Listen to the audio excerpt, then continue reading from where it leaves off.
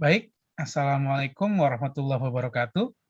Waalaikumsalam warahmatullahi wabarakatuh. Ya, alhamdulillah, hari ini saya Muhammad Ikhwan dan juga Ibu Marsofiati, saya dan juga Bu Marsofiati akan melakukan review kembali terhadap, rekaman ataupun recording dari video micro teaching praktikan yang akan melakukan pembelajaran ataupun yang akan melakukan belajar untuk mengajar pada SMK-SMK yang telah ditentukan oleh Universitas Negeri Jakarta. Video ini adalah video dari mahasiswa kami, yaitu Saudari Nabila Cahyaningsih. Beliau ini adalah praktikan dari mahasiswa S1 Pendidikan Administrasi Perkantoran Fakultas Ekonomi Universitas Negeri Jakarta. Seperti itu ya. Mungkin tanpa berlama-lama lagi akan saya putarkan Bu ya video micro teaching dari Saudari Nabila ini Bu Iya ya. nih, tidak sabar nih ya kita mau Benar. menyaksikan video dari praktikan. Benar Bu. Baik, langsung saya share Bu ya. Baik, silakan.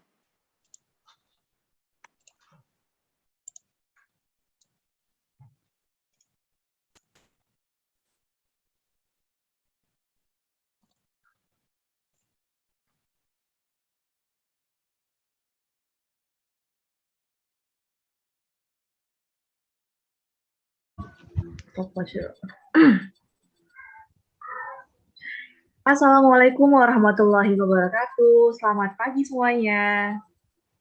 Waalaikumsalam warahmatullahi wabarakatuh. Pagi, Bu. Oke. Di hari ini semoga kalian tetap semangat di pertemuan kali ini dan Ibu harap kalian tetap keadaan sehat ya semuanya. Meskipun kita dalam keadaan online. Jadi diharapkan kalian tetap semangat ya, meskipun kita masih dalam keadaan seperti ini. Oke. Sebelum kita masuk ke pembelajaran pada hari ini, marilah kita berdoa menurut agama dan kepercayaan masing-masing. Berdoa dimulai. Selesai. Oke. Sebelum kita masuk ke pembelajaran hari ini, Ibu harap kalian untuk absen terlebih dahulu di Google Classroom yang telah Ibu sediakan. Nah, untuk nanti ketua kelas setelah nanti pembelajaran atau pertemuan kita hari ini selesai, untuk diingatkan kembali kepada teman-temannya untuk mengisi absennya ya, soalnya ada tenggat waktu. Oke, kita langsung aja nih ke pembelajaran hari ini. Kira-kira nih, masih ada yang ingat nggak kemarin itu tentang apa ya kita ngebahasnya? Pertemuan sebelumnya. Daftar urutan kepangkatan pegawai ya, Bu? Iya, betul banget, Adis. Nah, daftar urut kepangkatan pegawai. Nah, untuk pertemuan hari ini kurang lebih hampir sama nih teman-teman, yaitu perencanaan karir pegawai.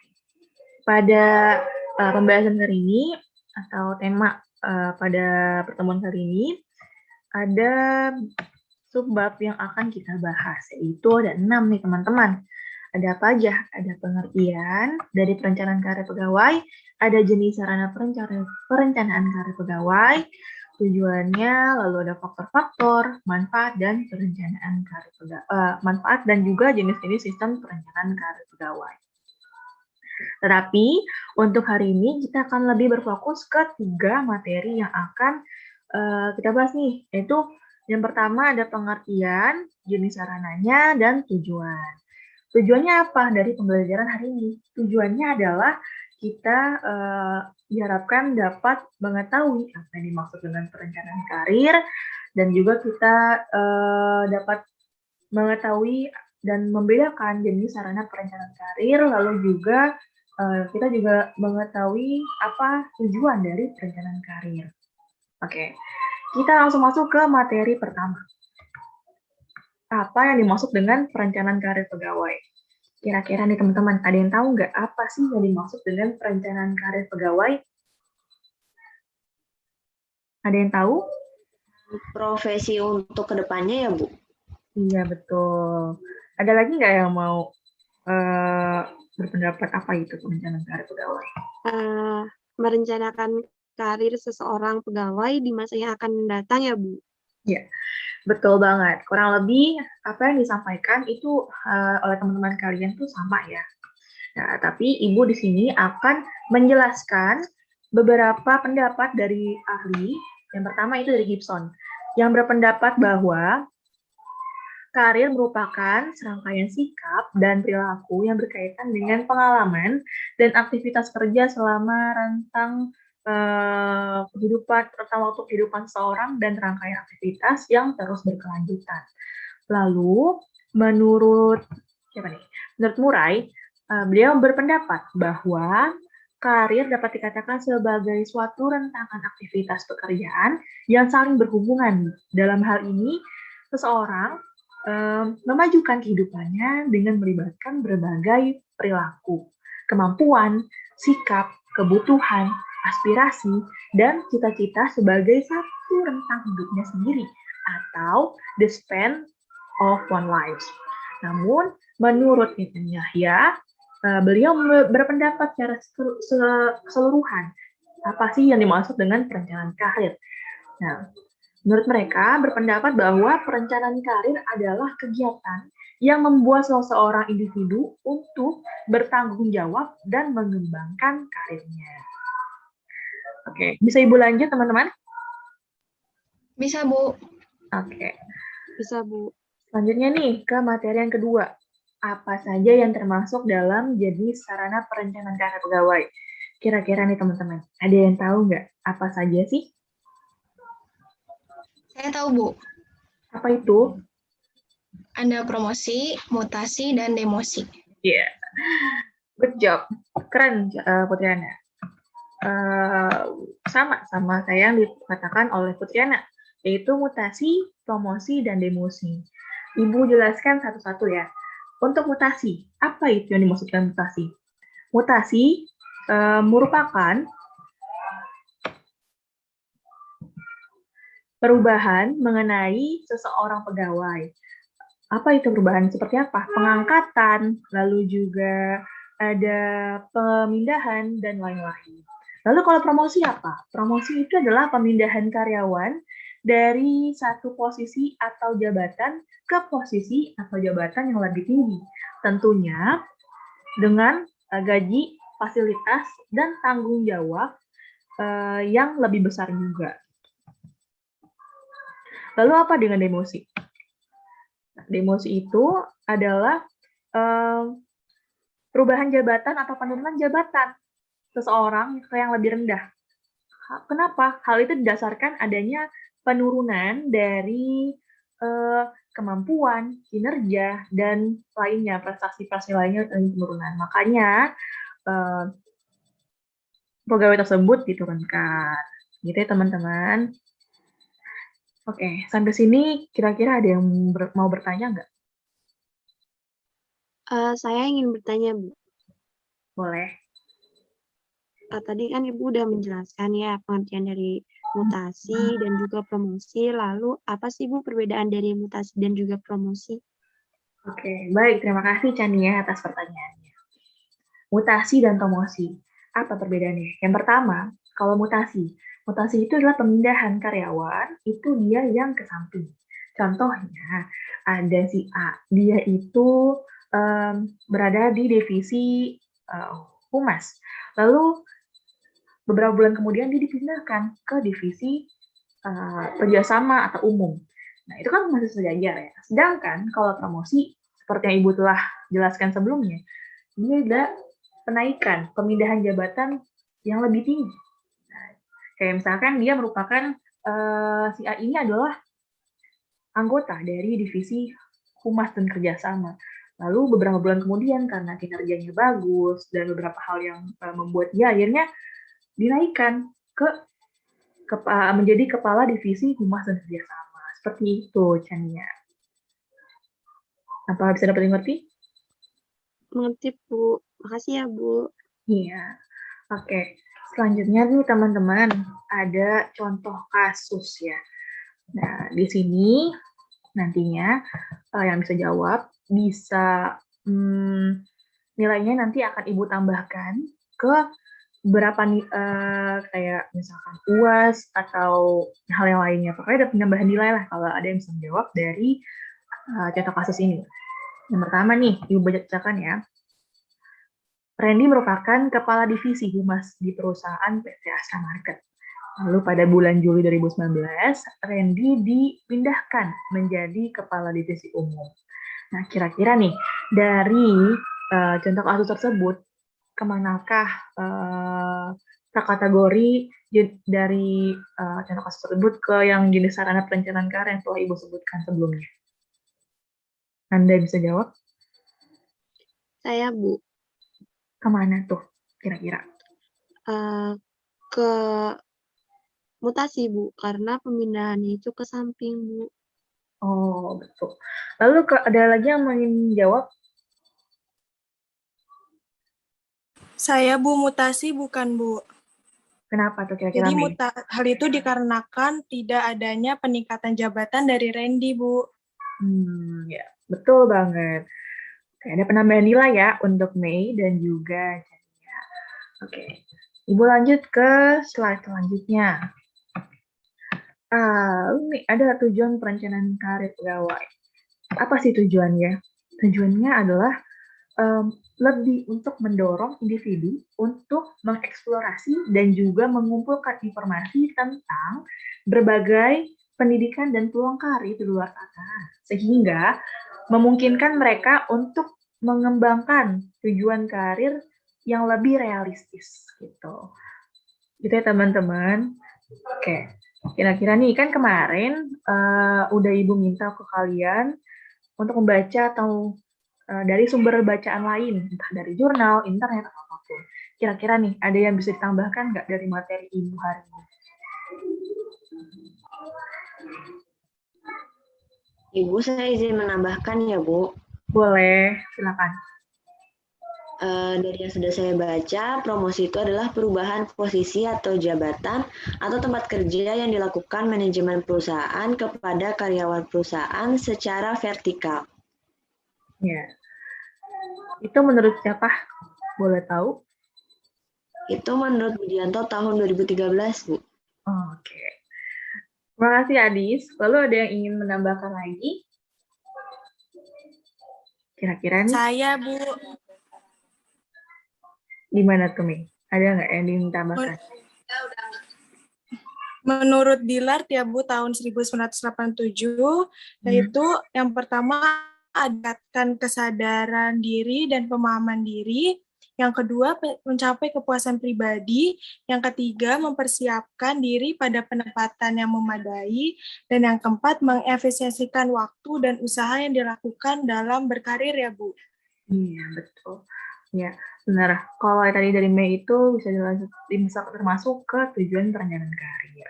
Oke, terima kasih kepada Adis dan Mei. Oke, selanjutnya, karena waktu telah menunjukkan pukul 12 siang yang menandakan kelas ini akan berakhir, sebelum itu Ibu ingin meminta salah satu dari kalian yang mau menyimpulkan tentang pembelajaran hari ini. Kira-kira siapa ya? Saya, Bu. Izin menyimpulkan. Silakan. Jadi, materi hari ini membahas terkait perencanaan karir pegawai yang mempunyai maksud sebagai perencanaan dan pengembangan karirnya. Ada 3 jenis dari sarana perencanaan karir, yaitu promosi, mutasi, dan demosi. Tujuan dari perencanaan karir pegawai ini adalah agar individu lebih mengembangkan karirnya secara lebih realistis lagi. Seperti itu, Bu.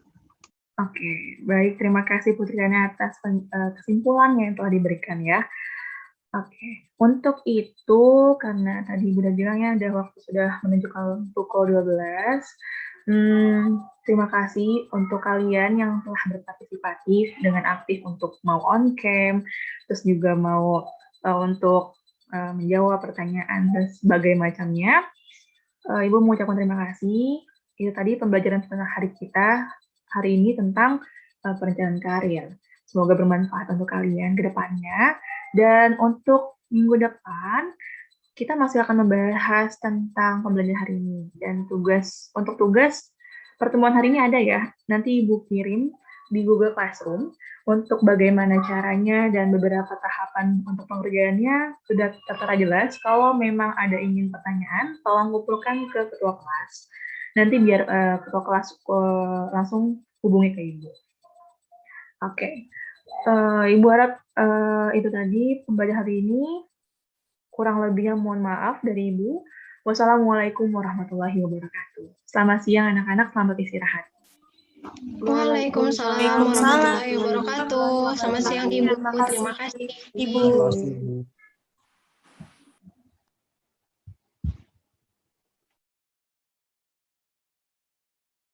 Video dari praktikan, dan ini merupakan bagian terakhir dari belajar tipe belajarnya Ganye, ya. Tipe belajar berdasarkan dari keterampilan intelektualnya Ganye yang terdiri dari 8 tipe belajar.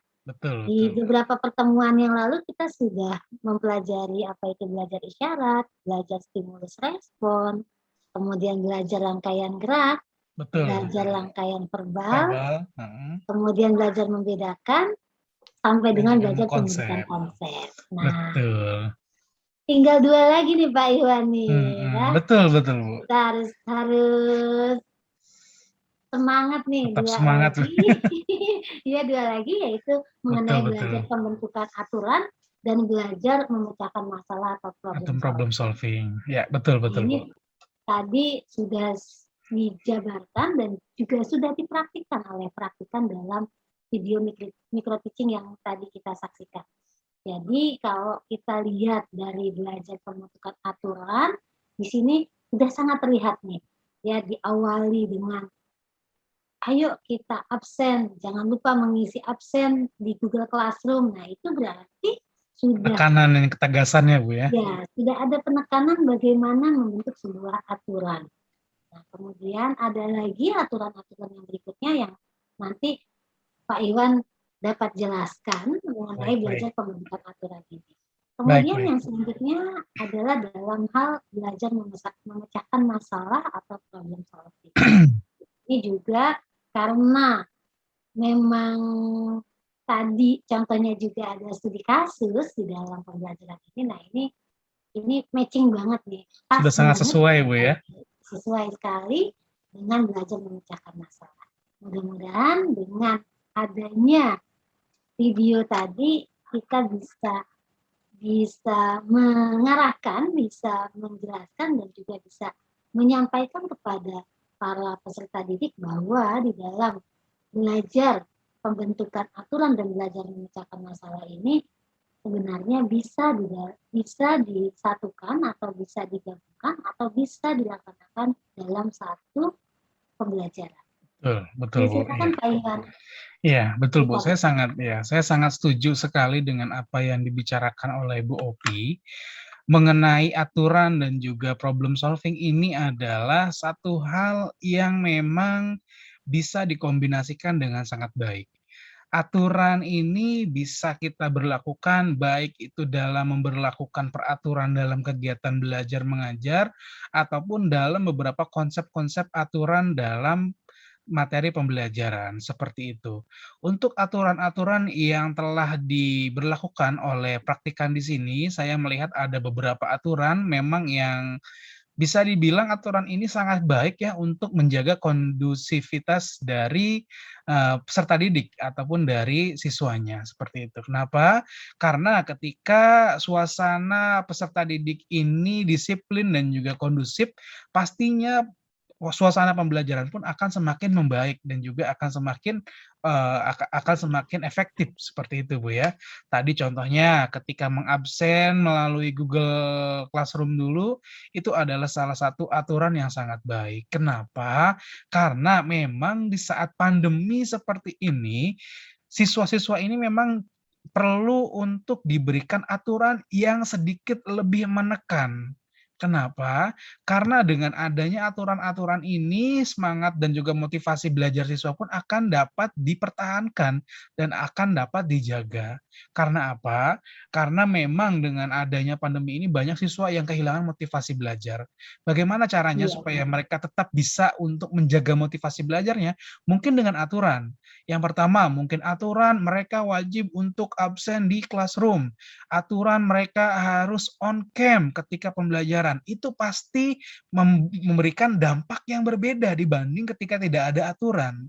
Kenapa? Karena ketika ada aturan, maka eksklusivitas dari pembelajaran itu pun dapat terjaga dan pembelajaran tersebut pun akan berjalan lebih profesional lagi dan juga akan lebih lebih baik lagi dibandingkan pembelajaran yang tanpa adanya aturan. Seperti itu. Lalu selanjutnya aturan yang kedua yang diutarakan oleh praktikan di sini adalah mengenai tenggat waktu.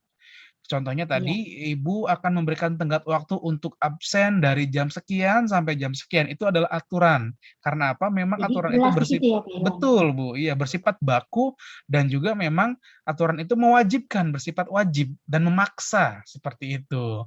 Nah, memang ketika anak-anak ini diberikan tenggat waktu, pastinya anak-anak ini akan lebih disiplin. Beda dengan aturan yang tanpa yang tanpa penjabaran yang jelas. Ketika, "Oh ya udah silakan anak-anak untuk melakukan absen." Absennya kapan? Apakah sekarang boleh ataukah besok boleh? Itu kan nggak sebenarnya itu Batasannya ya. Jadi tidak perlu ada. ada penjelasan mengenai batasan di dalam aturan ya, Pak Betul, Iwan? betul Bu ya, harus ada batasan-batasan sehingga siswa ini mengerti, oh saya masih dalam stick to the rule atau tidak, seperti itu. Kalau dia memang stick to the rule ataupun dia masih tetap ada dalam aturannya, pasti dia akan merasa aman dan juga pasti dia tidak akan merasa bersalah. Tapi kalau dia sudah out of the rule, dia sudah keluar dari aturannya, nah biasanya dia akan merasa tidak nyaman dan nanti dia akan mengkoreksi dirinya sendiri akan menjadi lebih baik lagi, supaya jadi lebih baik ke depannya, seperti itu. Lalu untuk aturannya juga tadi, praktikan juga sempat berbicara di akhir pembelajaran, bagi siswa yang memang, kurang memahami pembelajarannya, siswa tersebut boleh bertanya kepada ketua kelas, nanti ketua kelas akan menyambungkan pertanyaannya kepada sang guru ataupun kepada gurunya. Itu adalah salah satu bentuk dari aturan juga. Nah, selanjutnya untuk problem solving-nya ataupun pemecahan masalahnya ini sangat relate dengan apa yang sedang kita bahas ya, Bu, ya. Betul, betul Karena apa? sekali. Iya, karena memang dalam problem solving itu seorang pengajar harus menyertakan sebuah masalah. Pengajar itu harus mengambil sebuah masalah yang akan di-breakdown dan juga dibedah dalam kelas, seperti itu. Tadi contohnya praktikan itu mengambil sebuah masalah, dia mengambil sebuah storytelling ataupun sebuah cerita, di mana dalam cerita tersebut ada seorang karyawan yang melakukan tindakan apapun itu, tindakan A, B, C, D, lalu akibatnya apa terhadap karyawan ini? Apakah karyawan ini akan naik jabatan atau turun jabatan atau bahkan karyawan ini akan mengalami hal-hal yang lainnya. Itu adalah salah satu bentuk dari problem solving. Nah, ketika praktikan ini memberikan masalah ataupun memberikan sebuah pertanyaan masalah, nah praktikan di sini akan mengajak siswa untuk mengidentifikasi masalah, kira-kira masalahnya apa? Apa yang dikerjakan oleh orang dalam cerita ini ataupun orang dalam storytelling ini, kira-kira dia mempunyai masalah apa, seperti itu. Lalu setelah mengidentifikasi masalah, ketika masalahnya sudah clear dan juga sudah diklasterkan, barulah nanti pengajar ini atau mempraktikkan merumuskan dan juga membatasi masalah. Oh, ternyata masalahnya ada di sekitar, umpamanya, ada di sekitar ruang lingkup kerja. Oh, masalahnya ada di sekitar pelanggaran kerja. Dia akan membatasi masalah. Dan selanjutnya step yang ketiga adalah menyusun pertanyaan-pertanyaan. Nah, akhirnya praktikan ini pun memberikan pertanyaan-pertanyaan kepada para siswanya, kira-kira ketika ada orang dengan kondisi di cerita yang disampaikan, kira-kira apa ya yang harus dilakukan, kira-kira apa ya, kebijakan-kebijakan yang cocok dengan orang tersebut. Nah, itu adalah pertanyaan-pertanyaan. Fungsinya untuk apa? Fungsinya dari pertanyaan-pertanyaan itu nanti praktikan akan mengumpulkan data dari pertanyaan-pertanyaan tersebut. Nah, ketika data sudah terkumpul, barulah nanti praktikan akan merumuskan jawaban dari pertanyaan-pertanyaan tersebut. Sehingga terdapatlah jawaban ataupun problem solving ataupun pemecahan masalah dari masalah yang disodorkan oleh praktikan ataupun pengajar. Dari sini pengajar menyodorkan sebuah masalah dan diberikan stimulus bagaimana supaya si siswa ini dapat berpikir lebih jelas dan juga lebih jernih dengan konsep-konsep yang ada. Ketika konsep yang ada itu sudah jelas dan nanti masalahnya dibatasi, barulah nanti mereka akan mengumpulkan data dari jawaban-jawaban yang ada, dan ketika datanya sudah terkumpul, barulah nanti akan ada yang namanya kesimpulan ataupun perumusan jawaban. Dari perumusan jawaban itu, barulah nanti akan mendapatkan jawaban yang genuine dari semua jawaban peserta-peserta yang ada, seperti itu. Menurut saya ini sangat bagus ya Bu ya. Menurut saya di sini sangat bagus problem solving ataupun pemecahan masalah yang telah dilakukan oleh praktikan ataupun saudara Nabila, seperti itu. Baik, luar biasa. Luar biasa sekali ya tadi hasil dari kita menyaksikan ternyata penjabarannya sangat luas tadi ya Pak Iwan ya. Benar, Mulai ya. dari bagaimana kita belajar membuat aturan gitu ya. Kemudian belajar dengan berbasis masalah atau problem solving. Ini sangat luar biasa. Betul, Bu. Karena tadi sudah dijelaskan dengan sejelas-jelasnya oleh Pak Iwan, saya jadi mudah nih tugas saya. Saya hanya menyimpulkan nih Pak Iwan. Betul, Bu. Ya, silakan Bu, monggo Bu. Baiklah, dari hasil video tadi dan juga dari penjelasan yang sudah Pak Iwan sampaikan bahwa di sini akan kita simpulkan bahwa pada pertemuan kali ini mengenai belajar pembentukan aturan dan mengenai belajar berdasarkan masalah atau problem solving, maka dapat kita lihat bahwa di dalam pembentukan aturan tadi sudah dapat dilihat bahwa perlu adanya aturan-aturan atau tata tertib di mana peserta didik mengikuti atau wajib mengikuti peraturan yang sudah diterapkan dengan adanya batasan-batasan. Tadi kalau Pak Iwan sampaikan adalah stick to the on rule, rule gitu ya. Betul, Kemudian ada out of the rule gitu ya. Kalau istilah saya on the track gitu ya. Jadi harus pada jalurnya. Sehingga batasan-batasan itulah yang menentukan apakah seseorang dinyatakan mengikuti aturan atau tidak mengikuti aturan yang ada. Nah, ini sangat diperlukan ya Pak Iwan ya di dalam pembelajaran. Sehingga pembelajaran bisa berjalan dengan baik secara kondusif dan tentunya kegiatan belajar mengajar itu dapat mencapai tujuan dari pembelajaran kita. Nah, itu untuk yang pembentukan aturan. Sedangkan untuk pembelajaran berbasis masalah atau based problem solving gitu ya. Di situ diawali dengan tentunya kita munculkan sebuah masalah ya. Jadi ada masalahnya dulu nih apa gitu ya. Kemudian dari masalah yang sudah ada, kemudian kita menggiring atau melakukan mengidentifikasikan masalah. Iya, menggiring mahasiswa, menggiring peserta didik, untuk mengidentifikasi ya, untuk melihat apakah masalah apa yang mereka hadapi saat itu. Nah, identifikasi masalah ini sangat perlu. Kemudian dilanjutkan dengan tentunya pembatasan masalah. Setelah kita memiliki identifikasi masalah yang bisa jadi lebih daripada satu, kemudian kita batasi dulu permasalahannya sehingga kita bisa membuat daftar pertanyaan untuk masalah-masalah tersebut ya. Nah, dari daftar pertanyaan inilah maka akan terjalin atau akan terjadi yang namanya rumusan masalah, yang tentunya dalam rumusan masalah ini nanti akan ada jawaban Betul, betul. masalah tersebut, sehingga jawaban ini adalah merupakan hasil dari proses menganalisa